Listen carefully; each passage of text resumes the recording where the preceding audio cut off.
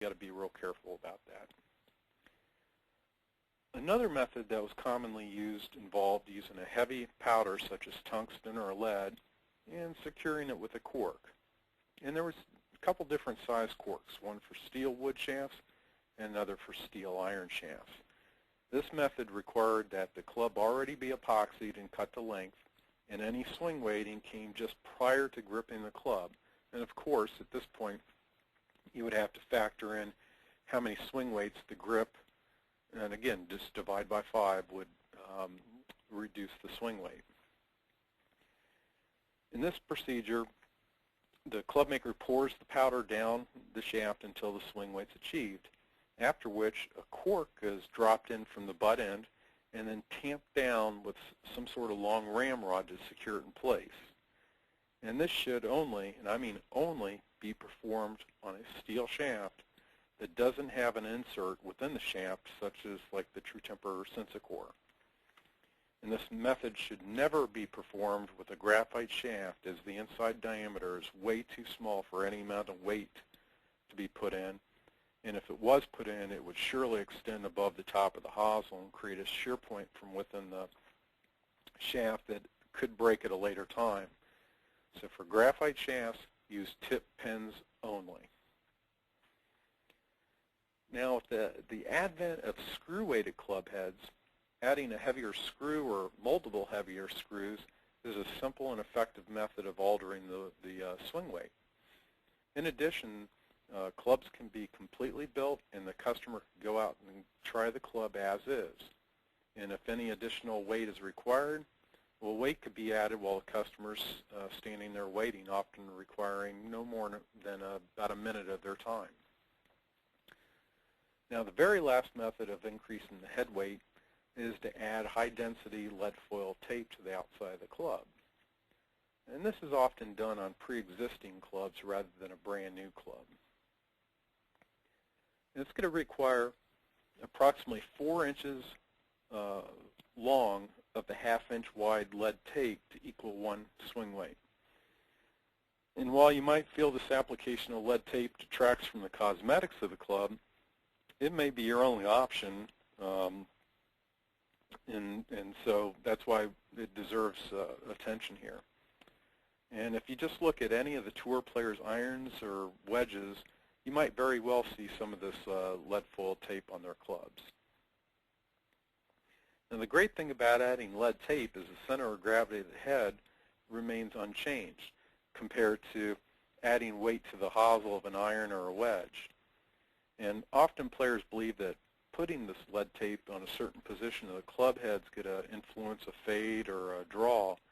But look to adding this lead tape only to add weight, not to affect ball flight, because it's going to take 2 feet of the tape to even have a slight effect on ball flight. Now, to lower the swing weight with regards to the head, you're going to have fewer options here, one of which should never be attempted by an amateur club maker, and that's grinding the head. This is a difficult operation for all but the most highly skilled technicians because it can have an effect on the playability of the club, such as incorrect sole radius or bounce or weight distribution, not to mention altering the shape of the head itself. Therefore, I really don't recommend it at all.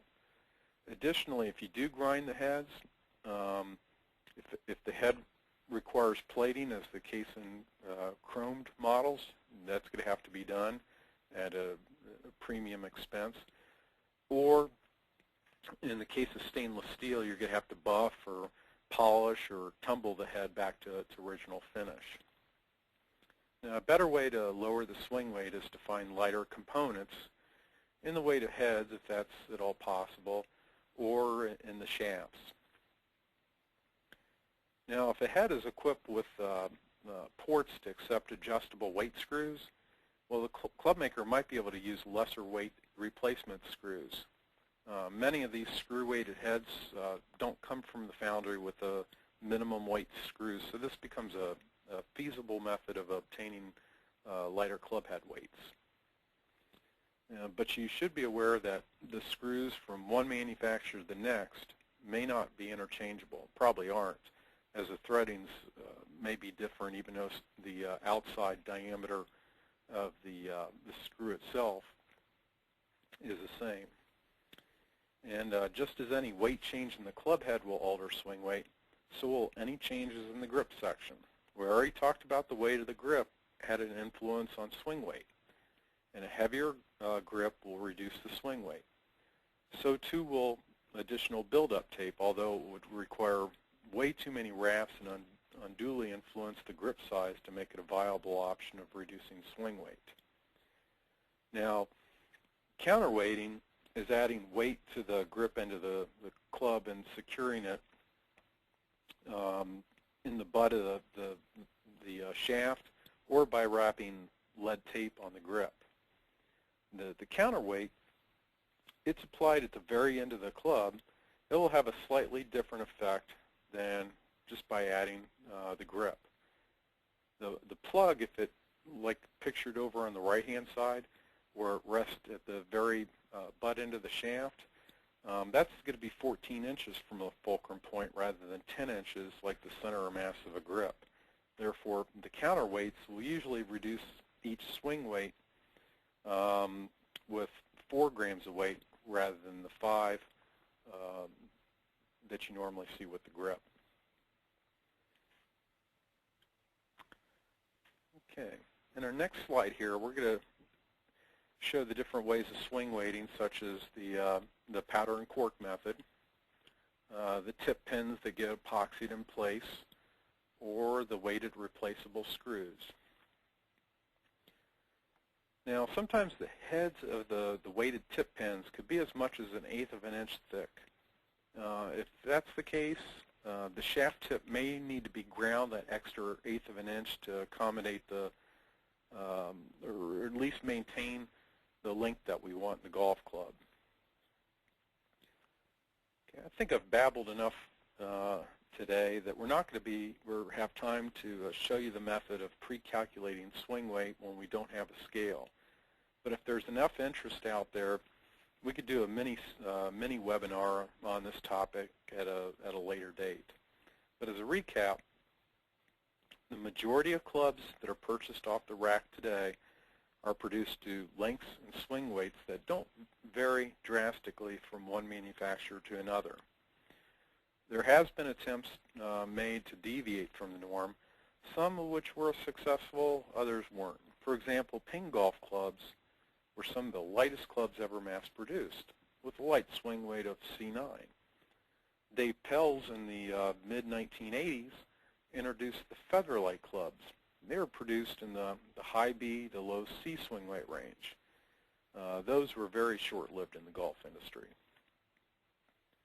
On the opposite extreme, Goldwyn produced their AVDP line of clubs in the late 1990s, which focused on creating an overall light total weight of a golf club.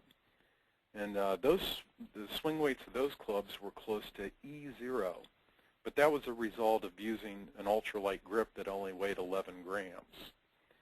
Those too were short-lived. Maybe the only popular mass-produced club that I could think of with a higher swing weight was the tailor-made clubs produced with the bubble shaft.